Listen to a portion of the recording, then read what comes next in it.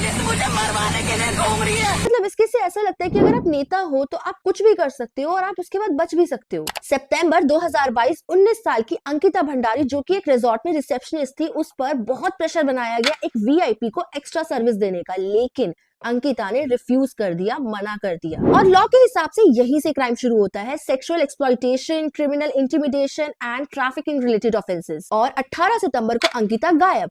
6 दिन बाद बॉडी चिल्ला कैनल से मिलती है। इस केस के थे 3 अक्यूज, तीनों को ट्रायल के बाद लाइफ इम्प्रिजनमेंट। लेकिन सबसे बड़ा गैप यहाँ आता है कि चार्जशीट तक में वीआईपी का नाम तो कहीं था ही नहीं। यहाँ तक कि सीबीआई की डिमांड हुई, लेकिन हाई कोर्ट और सुप्रीम कोर्ट ने कहा कि एसआईटी इन्वेस्टिगेशन फेयर है। अब 2025 में ये केस फिर से क्यों खुलता है? क्योंकि एक वीडियो बनाई गई थी एक्ट्रेस उर्मिला सनवार के थ्रू, जिन्होंने ये क्लियरली बोला था कि इस केस में जो वीआईपी गेस्ट है वो एक पावरफुल बीजेपी लीडर है। अब लॉ क्या कहता है? वीडियो एलिगेशन है, एविडेंस नहीं, लेकिन सीआरपीसी के तहत ऐसे केसेस के अंदर फ्रेश एफआईआर होती है, फर्दर इन्वेस्टिगेशन होती है, यहाँ तक कि रीट्रायल भी होता है। इसीलिए पुलिस ने नया एफआईआर फाइल किया। अब फाइनल ट्रुथ सुनो, जस्टिस तब इनकम्प्लीट होता है जब पावर इन्वेस्टिगेशन से ज्यादा स्ट्रांग होती है। अंकिता का केस सिर्फ मर्डर नहीं है, एक सिस्टम को टेस्ट करने वाला केस है।